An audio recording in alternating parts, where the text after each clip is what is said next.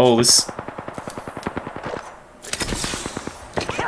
Yo, what is going on, legends? Welcome back to the channel. It's Ryan's List, and in today's video, we are going to be discussing the system override update and the subsequent patch notes that came out with it.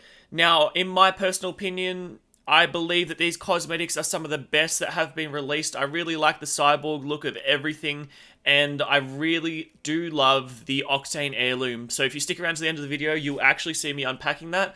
And in the background, throughout our discussions of the patch notes, etc., we will be packing all 24 of the cosmetic items that came out in the system override update. So, what came out in the system override update was these cosmetics and a limited time mode called Deja Loot. Now, with Deja Loot, every loot spot has the exact same thing every game. So what I mean, if you land in Fragment, then you find the purple armor. It's guaranteed next game you'll find the purple armor in that exact same spot. Now, in my personal opinion, I'm not a fan of this game mode. I played maybe 5 games of this and it got really disgusting. I like landing Fragment East. I like landing there because it's so central to the map. I get a few kills and I can choose my rotation in terms of where the ring's going to be. However, in this game mode, there is some really nice loot in Fragment. I'll drop a clip in a second of some loot that I found straight off the rip on my first game, so I decided to go back there in my second, and it was there again. But within the subsequent games after that, everybody started landing Fragment, and it was more of a who could pick up the gun and the armor quicker and get luckiest versus who's actually better at the game. So I'll insert that clip just here and I'll show you what I mean.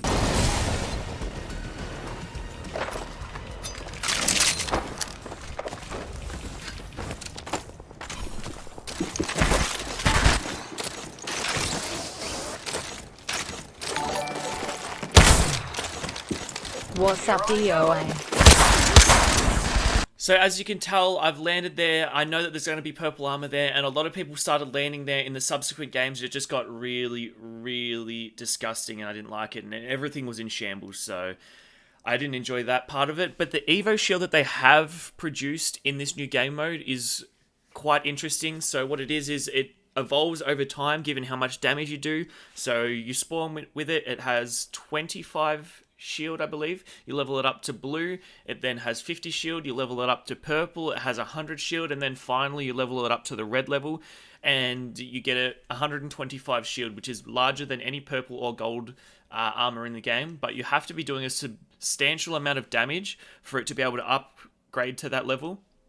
Now, where I think this has its place is in the competitive scene, and quite possibly ranked, where you're trying to hold down somewhere in the zone where you know the game's going to end, and you're doing your peak damage. Say you don't have good armor, but you have a really good gun, like a scout or something, you can do peak damage. You can level up your armor that way, and I think it's a great addition for a game mode like that. It entices gunfights, it entices people being active and not just straight up camping in this game mode.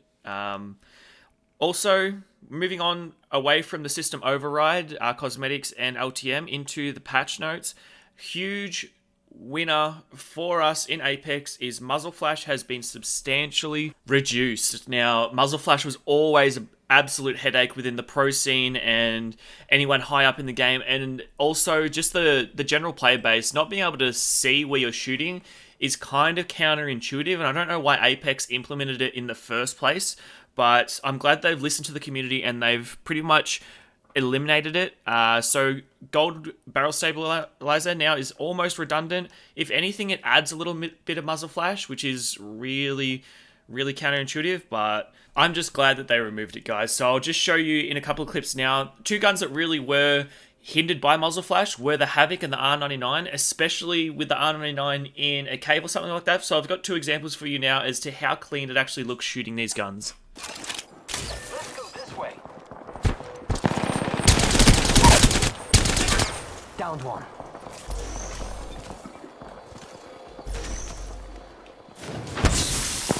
Wowzers, bro. Reloading. Killed one. Can't believe I'm standing still. You're lucky I left you.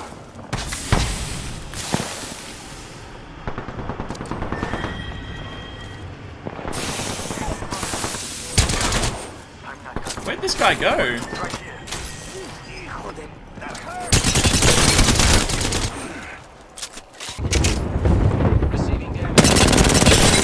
Like, look at that! No muzzle flash is nice! Moving forward, they've also created an heirloom crafting system. So instead of packing, say, the kunai or the boxing gloves or the shock sticks, you now get these heirloom crafting materials. You get 150 from the pack, and then you can go and choose which heirloom you want specifically. I think this is great for the game because a lot of people that might be a certain main of a character that has an heirloom, they can now pick it. It still takes that 500 pack threshold to ensure that you pack one of these. You can still pack them earlier, but I think it's great because you can spend a lot of money trying to achieve your heirloom that you're wishing to get, but I think they've hit the nail on the head with this introduction as well, because it's allowing people to get the heirloom that they want.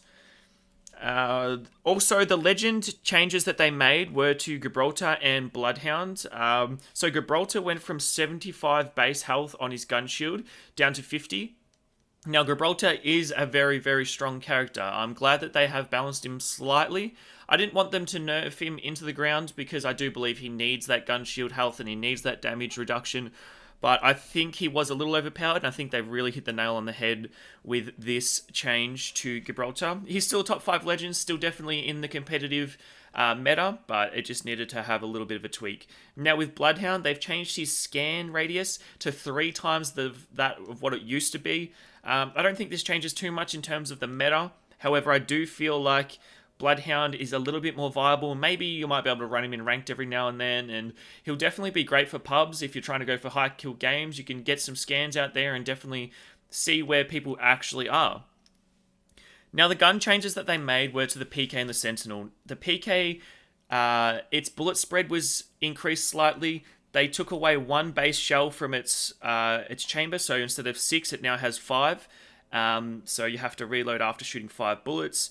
They also changed his reload speed and chambering speed slightly, but it's not too noticeable.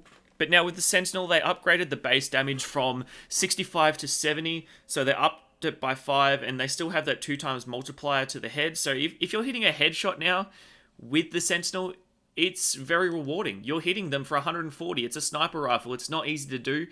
It should be hitting those big numbers, in my personal opinion.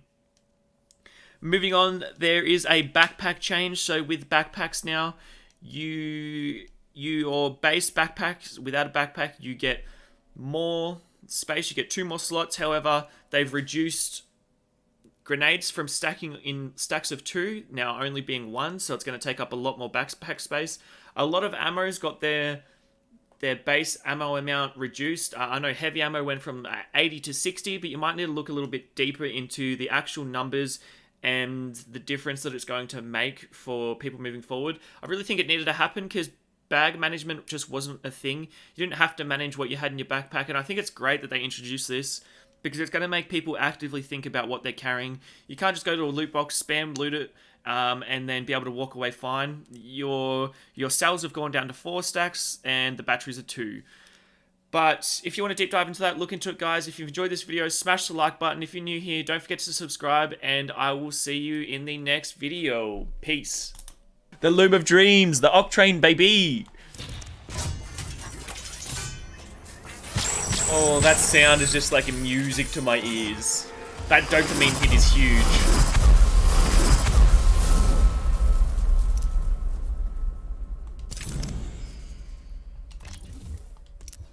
Run fast, hit fast, win fast. That's a cool quip. And now the heirloom.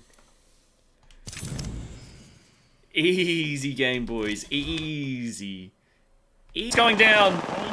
Don't worry, I've ulted. I have to push back. I'm getting tags. Get in there. I'm getting big tags. Get in there. Huge tags. Get in there. Let's go on back, bro. Oh, this game's so easy. Oh, get in there. Get in there. Can't believe you've done this.